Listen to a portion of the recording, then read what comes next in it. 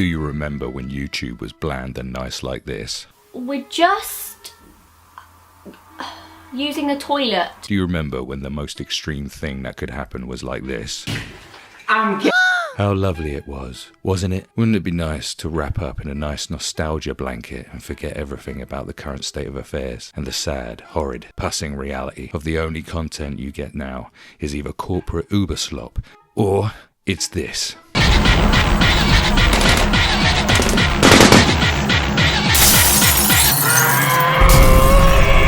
How exhausting. You don't need to be a unique voice. That doesn't cut it.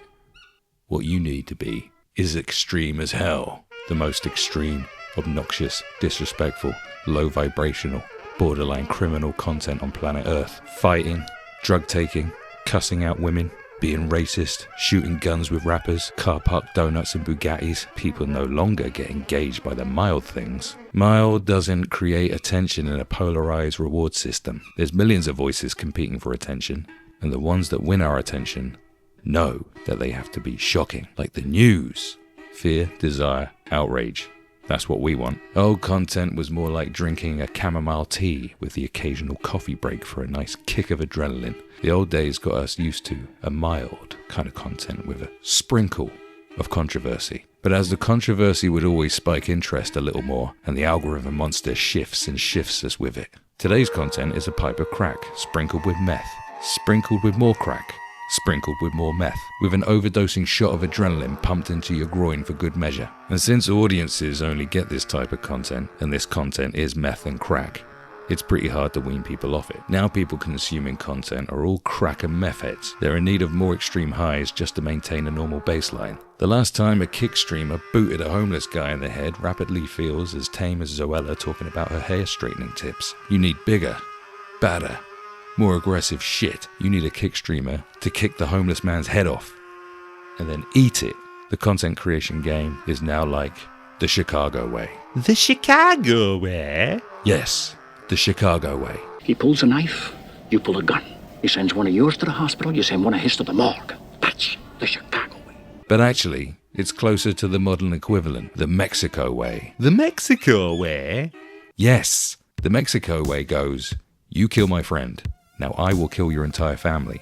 We're coming to the village. We're burning the village down. We're killing everyone in the village. We're killing everyone in the next village. And then anyone that sent an email in the last month or even liked one of the Facebook posts of any of the people in those villages, they're getting killed too. Wow, how extreme. Oi oi. Sherlock's entered the chat. This extreme content is the sixth law of power. Court attention at all costs. This is the foolproof way of becoming big online. How? Well, Donald Trump did this and became president and the most powerful man on planet Earth. Courting attention at all costs is now a model that works at the highest level. Soon even God himself will need to step his game up and bring back dinosaurs with RPGs growing out their eyeballs. It's clearly a foolproof system. But most platforms don't like extreme behaviour. They frown upon it. You either get shadow banned or completely banned. Look at all the examples.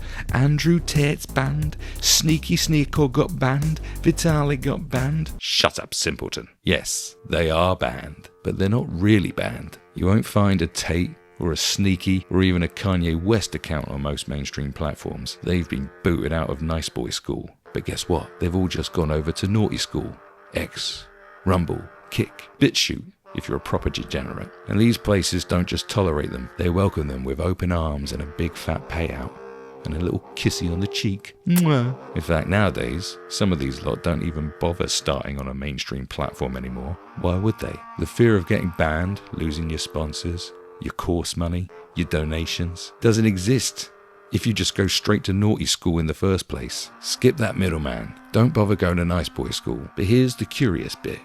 Platforms like YouTube, Instagram, Facebook, TikTok, they're all like, oh no, we don't platform that kind of creator. We're against everything they stand for. Oh right. So you don't give them their own account. Okay. But you do let them be absolutely everywhere else.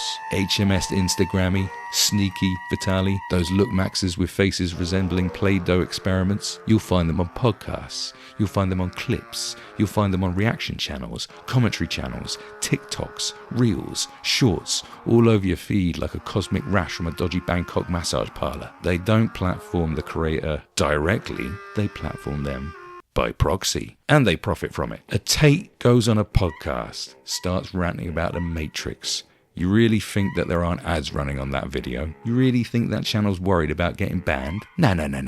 Of course not. If there was any real risk, they wouldn't even upload it. These people are addicted to one thing, and that thing's money. Then you've got the clip farms. Some bloke in Bangladesh can upload 1,000 clips of clavicular injecting steroids into his balls across YouTube Shorts and Instagram Reels without even breaking a sweat. That content spreads everywhere. There's an entire industry built on chopping up the most extreme moments and firing them into the algorithm. Kick has their own paid plan. And then come the commentary channels. They can't help themselves. They're crackheads too. They see something extreme. They have to react to it. They have to analyze it. They have to jump on it to stay relevant.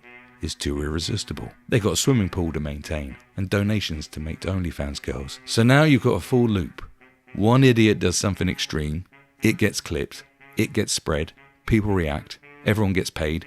And now the next idiot has to do something even more extreme. And that's the system. That's the Mexico way, baby. Support it. Hate it. Analyze it.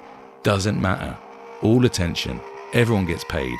Extreme always wins. Extreme always wins! Oh, well, that just shows that the internet is an evil thing, and before the internet, everything was all right and nice. Don't be ridiculous. People who say that are the people who hated Zoella. They hated Zoella because they thought it was dumbing kids down. They thought Zoella was a huge problem.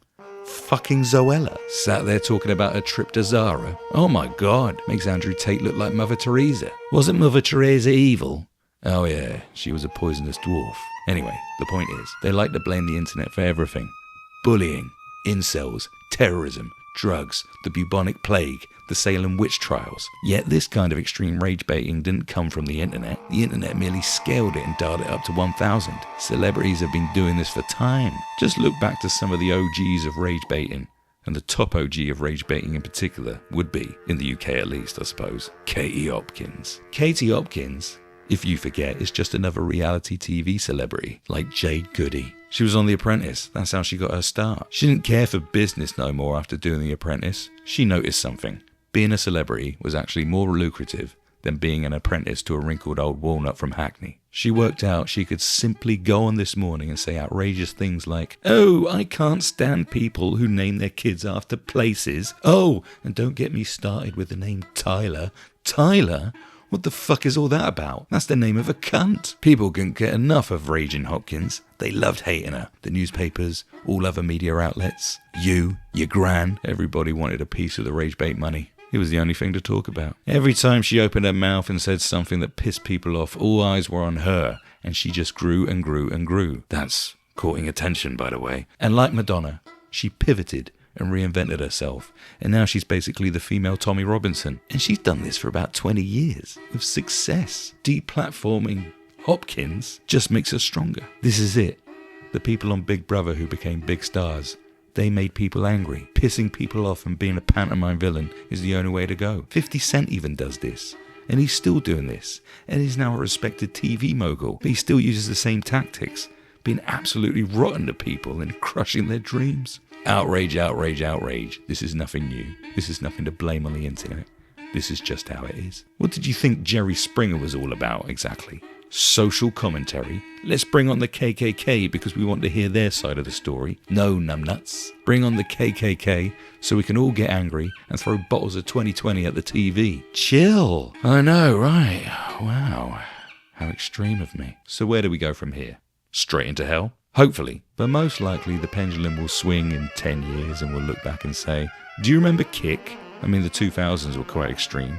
The early 2010s YouTube content was wild. You can look back and say, how the fuck was this monetizable? These platforms and trends come and go, but extremes stay in some shape or form. 9 Inch Nails said God is dead and no one cares. Then Marilyn Manson came along and said, I'll punch God in his cock and suck off Satan, I will. We love it. Now because rock and rap stars have become so beige they make Zoella look like Gigi Allen, the youth have found so-called dangerous role models on Kick and Rumble via YouTube, Instagram, TikTok, and probably LinkedIn. There isn't much difference between Katie Hopkins cussing out people's baby naming choices as there is Jack Doherty annoying people in public and getting his head caved in. People love to watch.